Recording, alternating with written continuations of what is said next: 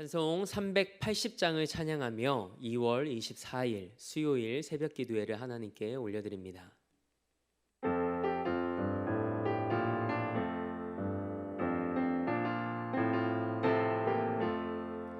나의 생명 되신 주님 앞에 나아갑니다. 주의 흘린 보혈로 정케하사 받아주소서. 날마다 주를 찬송하겠네. 주의 사랑 줄로서 나를 굳게 잡아 매소서. 괴로운 세상 지낼 때 나를 인도하여 주소서. 주를 믿고 나가며 나의 길을 잃지 않겠네. 날마다 주를 찬송하겠네. 주의 사랑 줄로서 나를 굳게 잡아 매소서. 세상 살아갈 때에 주를 더욱 사랑합니다. 밝고 빛난 천국에 나의 영혼 들어가겠네. 날마다 주를 찬송하겠네. 주의 사랑 줄로서 나를 굳게 잡아 매소서. 아멘.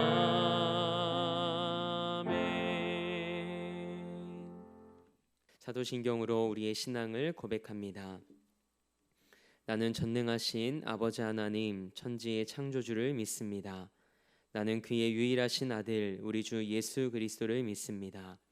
그는 성령으로 잉태되어 동정녀 마리에게서 나으시고 본디오 빌라도에게 고난을 받아 십자가에 못 박혀 죽으시고 장사된 지 사흘 만에 죽은 자 가운데서 다시 살아나셨으며 하늘에 오르시어 전능하신 아버지 하나님 우편에 앉아 계시다가 거기로부터 살아있는 자와 죽은 자를 심판하러 오십니다.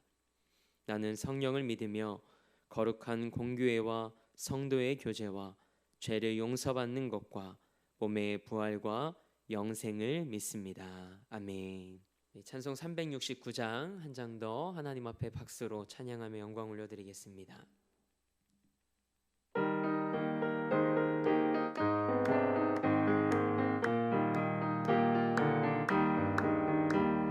죄짐 맡은 우리 그 주 어찌 좋은 친구인지 걱정 근심 무거운 짐 우리 주께 맡기세.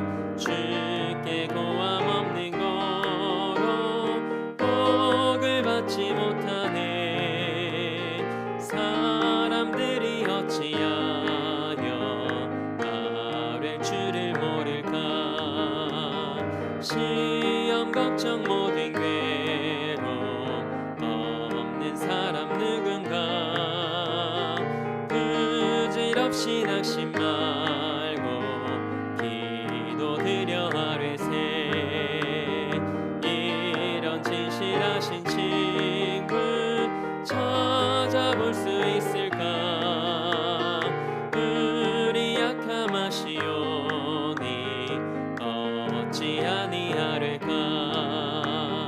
근심 걱정 무거운 짐 아니 진짜 누군가. 피난처는 우리 예수 주께 기도드리세. 세상 친구 멸시하고 너를 조롱하여도 예수 품에 안기어서 참된 위로 받겠네. 아멘. 오늘 우리에게 주신 하나님의 말씀은 시편 46편 1절에서 11절까지의 말씀입니다. 시편 46편 1절에서 11절 말씀입니다. 하나님의 말씀을 받겠습니다 고백한 후에 저와 여러분 한 목소리로 합독하겠습니다. 하나님의 말씀을 받겠습니다. 하나님은 우리의 피난처시요 힘이시니 환난 중에 만날 큰 도움이시라. 그러므로 땅이 변하든지 산이 흔들려 바다 가운데에 빠지든지 바닷물이 솟아나고 뛰놀든지 그것이 넘침으로 산이 흔들릴지라도 우리는 두려워하지 아니하리로다. 한 시내가 있어 나뉘어 흘러 하나님의 성 곧 지존하신 이의 성소를 기쁘게 하도다. 하나님이 그 성 중에 계심에 성이 흔들리지 아니할 것이라. 새벽에 하나님이 도우시리로다. 문 나라가 떠들며 왕국이 흔들렸더니 그가 소리를 내심에 땅이 녹았도다. 만군의 여호와께서 우리와 함께 하시니 야곱의 하나님은 우리의 피난처시로다. 와서 여호와의 행적을 볼지어다. 그가 땅을 황무지로 만드셨도다. 그가 땅 끝까지 전쟁을 쉬게 하시며 활을 꺾고 창을 끊으며 수레를 불사르시는도다. 이르시기를 너희는 가만히 있어 내가 하나님 됨을 알지어다. 내가 문 나라 중에서 높임을 받으리라. 내가 세계 중에서 높임을 받으리라 하시도다. 만군의 여호와께서 우리와 함께 하시니 야곱의 하나님은 우리의 피난처시로다. 아멘. 하나님의 말씀으로 새로운 하루를 여는 우리 사랑하는 성도들의 삶이 날마다 매일의 삶에서 하나님을 만나는 귀한 은혜가 있길 주님의 이름으로 축복합니다. 오늘은 우리의 피난처 되신 하나님이라는 말씀의 제목으로 함께 은혜 나누고자 합니다. 오늘 우리가 함께 읽은 시편 46편 말씀은 고라 자손의 시입니다. 그리고 말씀이 기록된 상단에 인도자를 따라 알라못에 맞춘 노래라는 표제가 붙어 있습니다. 알라못은 시편 말씀에서 46편에만 나오는 단어로 그 뜻을 정확히 알기 어렵습니다. 그러나 알라못을 젊은 여인들이라는 의미로 추정을 합니다. 왜냐하면 알라못이라는 단어가 역대상 15장 20절 말씀에 기록되어 있는데 여인들의 노래에 맞추어 비파를 연주했다는 내용이 있기 때문입니다. 그래서 시편 46편은 찬양대 지휘자의 인도에 따라 여인들이 높은 소리로 불렀을 노래였을 것으로 보는 것이 일반적인 견해입니다. 시편 46편은 열왕기하 18장 13절에서 16절 말씀이 기록된 아수르의 사네립 왕이 유다를 공격하여 유다가 유린을 당하고 성전과 왕궁에 있는 모든 은을 다 내주어야 했던 국가적 위기 상황을 그 배경으로 하고 있습니다. 이런 상황에서 시편 기자는 1절 말씀을 이렇게 기록합니다. 하나님은 우리의 피난처시요 힘이시니 환난 중에 만날 큰 도움이시라. 피난처는 비바람에 위험을 피할 수 있는 곳이나 산에서 만나는 위험을 피하는 장소라는 의미를 가지고 있습니다. 그런데 시편 기자는 하나님을 나의 피난처라고 말하지 않고 우리의 피난처라고 고백합니다. 그래서 시편 46편은 개인의 고백을 넘어서 공동체의 고백이고 온 민족의 고백입니다. 저는 1절 말씀을 묵상하며 하나님께서 우리의 피난처가 되시기도 하지만 코로나19로 신음하는 온 열방의 피난처이심을 고백하며 열방의 회복을 위해 기도하는 시간을 가졌습니다. 인생길에 피난처가 필요하지 않는 사람은 아무도 없습니다. 인생은 쉽지 않기 때문입니다. 왜냐하면 한 번도 가보지 않은 길을 걸어가기 때문이죠. 흔히 인생을 마라톤과 같다고 이야기를 합니다. 그러나 인생은 단순한 마라톤이 아닌 것 같습니다. 끊임없는 장애물의 연속이 있는 마라톤 경기와 같다는 생각이 듭니다. 우리의 삶을 돌아보면 그럴 때가 있지 않았습니까? 어떤 도움이 간절히 필요했을 때 우리가 이해되지 않는 방법과 생각지 못한 도움으로 그 어려움을 지나갔던 기억이 있으실 겁니다. 하나님께서 하셨다고 밖에는 설명이 되지 않을 때가 있었을 겁니다. 또 전혀 예상하지 못했고 도저히 기대가 되지 않는 그런 상황에서 그 일이 해결되었을 때 하나님이 하셨다고 밖에는 설명할 수 없는, 고백할 수밖에 없을 때가 아마 한 번쯤은 있으셨을 겁니다. 이처럼 하나님께서 피난처가 되시고 환난 중에 만날 큰 도움이 되시는 분이신 것을 우리가 경험하게 되면 우리는 더 이상 두려워하지 않게 됩니다. 하나님을 의지하는 만큼 두려움이 사라지기 때문입니다. 아수르에 맞설 힘이 없던 유다는 두려움과 절망에 빠질 수밖에 없었습니다. 그런데 유다가 유례없는 환난을 당하고 있음에도 불구하고 두려워하지 않겠다고 선포합니다.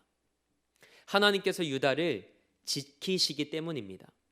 하나님께서 유다와 함께 하심을 신뢰했기 때문입니다. 그렇습니다. 하나님을 믿고 신뢰하는 사람은 어떤 상황에서도 두려워하지 않습니다. 하나님을 향한 굳건한 믿음이 두려움을 이깁니다. 여러분과 저의 삶이 하나님 앞에서 두려움을 잊은 삶이 되길 소망합니다. 눈앞에 보이는 상황의 두려움보다 하나님께서 이번에는 어떻게 일하실지 오히려 기대하는 삶이 되길 축복합니다. 예루살렘은 아수르 대군에게 포위당한 상태에 있었습니다. 아수르는 예루살렘 안에 식량과 식수를 고갈시킬 계획이었죠. 그런데 예루살렘 성내의 작은 샘에서 물이 솟아나 시내를 이루어 흘러갑니다. 이 물은 예루살렘을 적시며 백성들의 갈증을 풀어줍니다. 그래서 아수르의 포위에도 성 안에는 목마름이 없었습니다.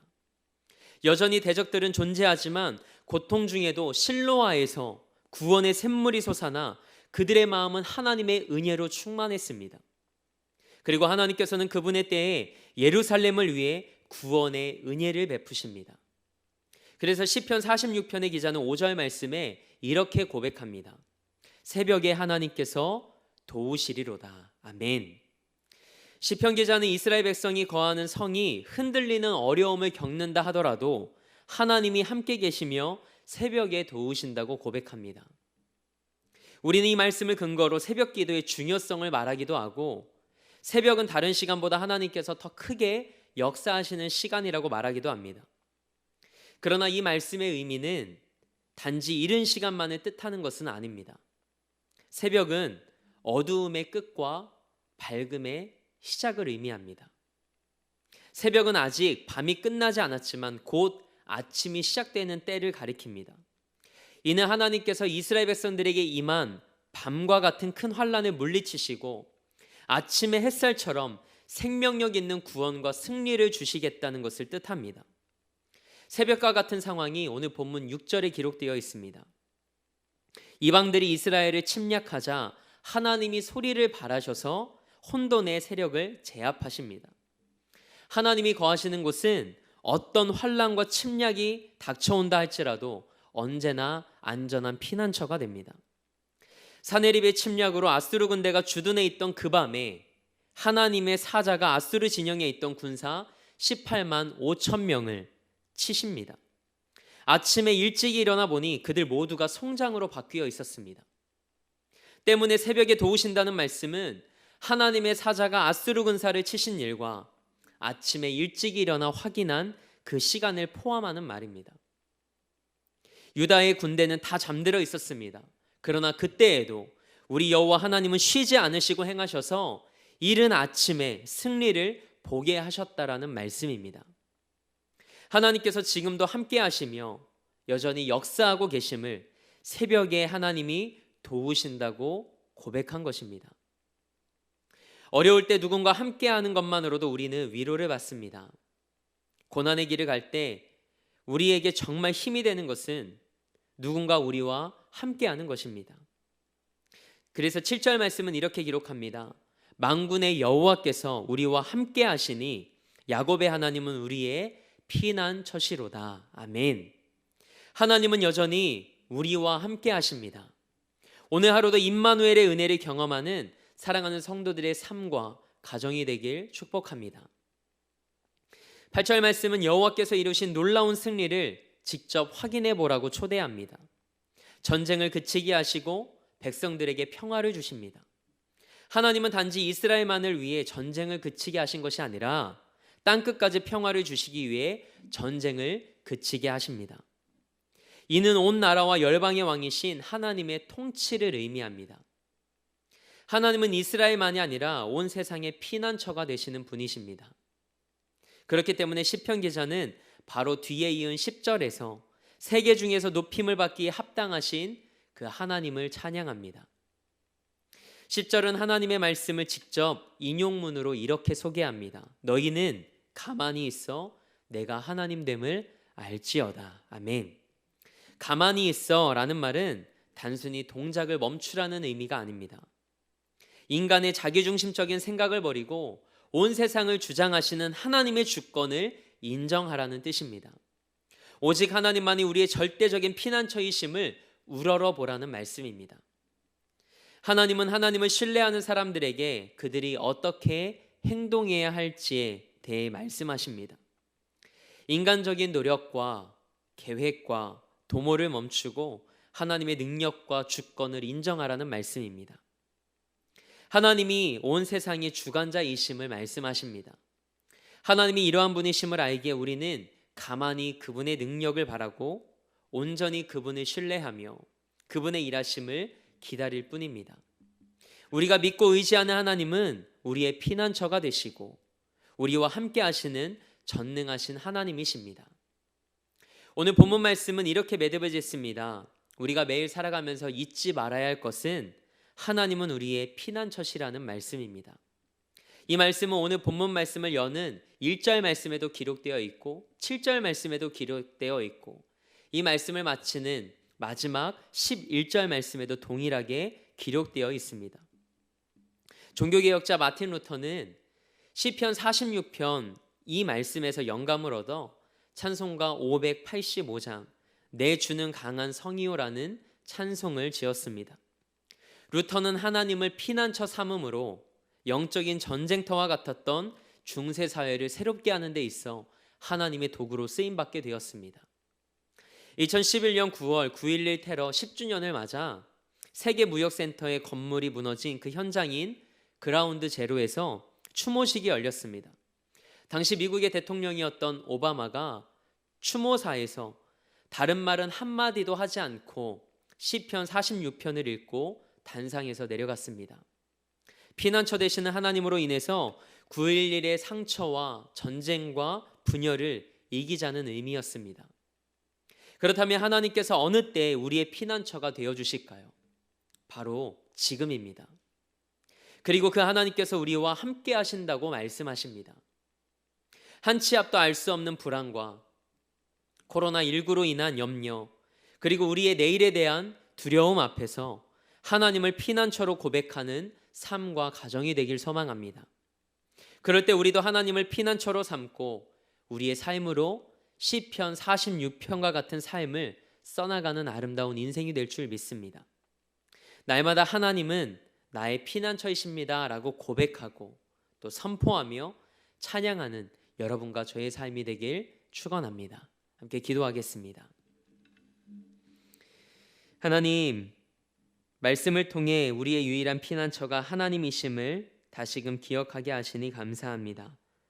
우리 삶에 예기치 못한 파도가 밀려오고 삶의 터전이 흔들릴지라도 두려워하지 않는 삶이 되게 하옵소서. 하나님을 믿고 신뢰하며 두려움을 잊은 삶을 살아내길 원합니다. 눈앞에 보이는 상황의 두려움보다 하나님께서 이번에는 어떻게 일하실지 오히려 기대하는 삶을 살아가길 원하오니 살아계신 하나님을 만나는 우리 삶이 되게 하옵소서. 오늘도 이 나라와 민족을 위해 기도합니다. 하나님께서 이 땅과 열방의 주인이심을 고백합니다. 하나님의 때에 하나님의 방법대로 이 땅을 새롭게 하시고 회복시켜 주옵소서. 믿음의 사람들의 기도가 땅에 떨어지지 않게 하시고 이 나라와 열방을 사랑하는 마음으로 기도할 때 하나님의 역사하심을 목독해 하옵소서. 대림교회 형제교회들과 한국교회 비전교회들 그리고 선교사님들을 위해 기도합니다. 사역의 자리와 가정을 기억해 주옵소서. 이겨낼 힘과 은혜를 허락하옵소서. 믿음으로 그리고 사명으로 그 시간들을 승리케 하옵소서. 우리 대림교회와 담임 목사님도 기억해 주셔서 이 시대에 하나님께 아름답게 쓰임받는 제단과 목회자 되게 하옵소서. 오늘도 삶의 자리를 성전 삼아 미디어 예배로 이 하루를 시작합니다. 오직 믿음으로 살게 하시고 우리와 함께 하시는 하나님과 우리의 피난처 되신 하나님을 만나는 오늘 하루가 되게 하옵소서. 그렇게 일하실 하나님을 기대하며 우리 삶의 목적 되시고 이유 되신 우리 주 예수 그리스도의 이름으로 기도합니다. 아멘. 하늘에 계신 우리 아버지, 아버지의 이름을 거룩하게 하시며 아버지의 나라가 오게 하시며 아버지의 뜻이 하늘에서와 같이 땅에서도 이루어지게 하소서. 오늘 우리에게 일용할 양식을 주시고 우리가 우리에게 잘못한 사람을 용서하여 준 것 같이 우리 죄를 용서하여 주시고 우리를 시험에 빠지지 않게 하시고 악에서 구하소서. 나라와 권능과 영광이 영원히 아버지의 것입니다. 아멘.